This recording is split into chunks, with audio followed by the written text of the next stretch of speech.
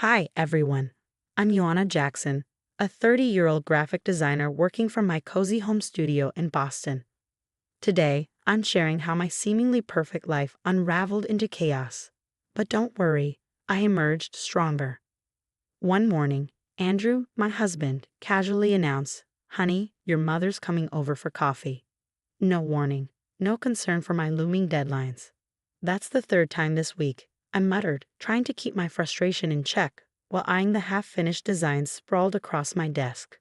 Andrew, a successful real estate agent who can close million-dollar deals, seemed blind to his mother's manipulative games. 2 years into our marriage, I thought I had it all. A loving husband, a thriving design business, and a beautiful home office. But there was one glaring problem. Anna, my mother-in-law from hell. "Did you reorganize my spice cabinet again?" I confronted her during one of her uninvited visits. "Oh, darling," she cooed, her syrupy voice grating on my nerves. "I'm just helping. You're so busy with your little computer drawings." At Sunday dinner, she struck again. "So Andrew tells me you're working on a big project," she said, slicing her meat with surgical precision. "Yes, it's for a major tech company," I replied, proud of my progress. "Speaking of projects," she interrupted, "Helen's daughter is starting a design business. Maybe you could give her some tips." That night, I noticed something strange. My laptop's portfolio tab was open. I never leave it open. "Babe, did someone use my computer today?" I asked. Mom needed to check her email. Andrew shrugged. The next morning, my sister Rachel barged in, phone in hand. "Your designs are all over social media," she hissed. "Look at what Helen's daughter posted."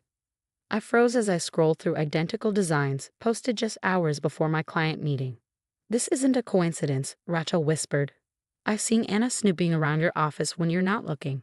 That evening, my best friend Diane called.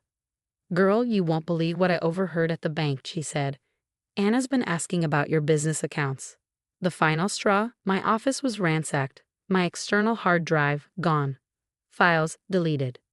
"Maybe you just misplaced things," Andrew suggested. "You've been really stressed." "Are you seriously defending this?" I snapped. His phone buzzed. "Anna, right on cue." "Coming, Mom," he said, grabbing his keys. "We'll talk later." Left alone in my chaotic office, my hands trembled. This wasn't about spice cabinets or surprise visits anymore. My entire business was under siege, and Andrew refused to see it. "Something has to change," I whispered. Little did I know, the real nightmare was just beginning. The slap that would shatter everything was days away, but Anna's game was already in motion. Rachel hugged me tightly. "We need to document everything," she said. "This isn't normal, Joanna." "I know," I murmured, staring at the screen where Helen's daughter's stolen designs mocked me. "And I'm done playing nice." The day of Anna's surprise dinner party started with her usual power move. An unannounced visit. "I'm hosting bridge club here tonight," she declared. "Helen and Barbara are bringing their husbands. Don't embarrass Andrew." I was knee-deep in my biggest project yet, with a major deadline looming. My client needed the designs by 8 p.m.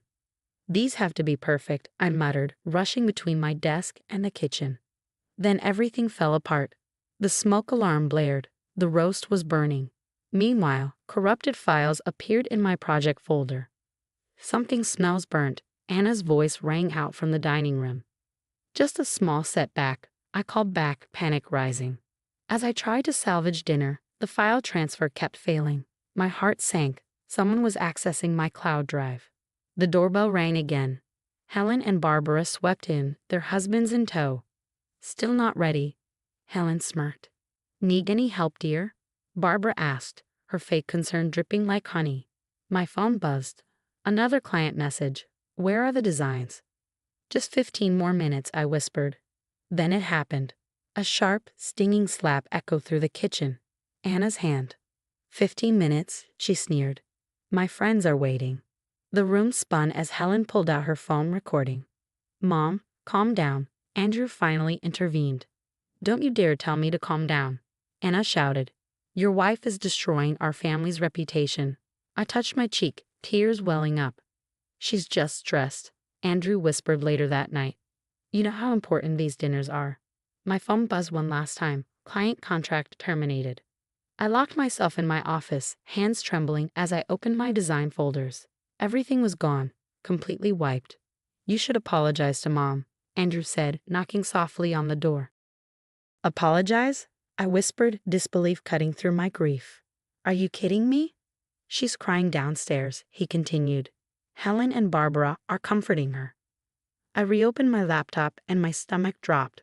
My designs were already posted on Helen's daughter's business page. Just then, Rachel burst in, holding a small, worn book. I found something, she said, breathless. You need to see this. It was Anna's old diary, hidden among the wreckage of my office. Rachel pointed to an entry from 5 years ago. My hands shook as I read. Finally got rid of that gold digger. A few well-placed rumors, some financial sabotage, and she's out of the picture. No one ruins my son's future, except who I choose. This isn't just about tonight, Rachel whispered. She's done this before. And Andrew, he's as much a victim as you are. But that doesn't excuse him. I stared at my reflection in the dark screen, my cheeks still red from the slap. This ends now, I said quietly. For the next week, I played the part of the broken wife, watching Anna's smug face as she basked in her supposed victory. She had no idea I was setting the perfect trap. I think I need therapy, I sniffled during Sunday dinner. Maybe I'm not good enough for this family. Oh, darling, we all have our limitations, Anna said, her smile as sweet as poison. Helen and Barbara exchanged smug glances. That night, I left my laptop open, a folder labeled New Designs. Confidential prominently displayed. Hidden cameras I'd installed captured Anna sneaking into my office at midnight. Got you, I whispered, watching the footage of her copying files. The next morning, Diane from the bank texted me. Anna tried to access your business accounts again. We flagged it. Another message from Rachel. Found the connection. Jimmy the Shark Martinez. Anna owes him big time. Later, I met Andrew's sister, Emma, at a quiet cafe. She hesitated before speaking. There's something you should know about my mother, she said. Remember Lucy, the church treasurer who moved away? What about her? She didn't move. She found discrepancies in the church accounts. Mom made sure she was discredited. The church fundraiser was in full swing when I made my move. Such generous donations, Anna announced from the podium, especially from our anonymous benefactor. Funny you should mention that, I said, standing. The bank has questions about those donations. Anna's face twitched. This isn't the time, she said, her voice strained. It's never the time, is it? I shot back. Just like it wasn't the time when Lucy found the missing money. The room went silent. How dare you? Helen snapped, rushing to Anna's defense. Show them the transfers, Anna, I challenged. Show them where the money really went. Barbara grabbed her purse, ready to flee. You ungrateful little. Anna lunged, but Emma stepped between us. Enough, Mom, Emma said firmly. I found your gambling receipts. Andrew stood frozen as his perfect family image shattered. Baby, she's lying, Anna pleaded, turning to him. Your wife is trying to destroy us. My phone buzzed. The startup using your stolen designs just got served a cease and desist.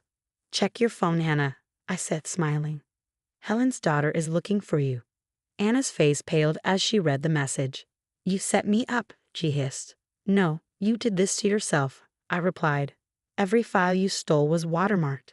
Every secret conversation recorded. Every bank transfer tracked. Emma stood beside me.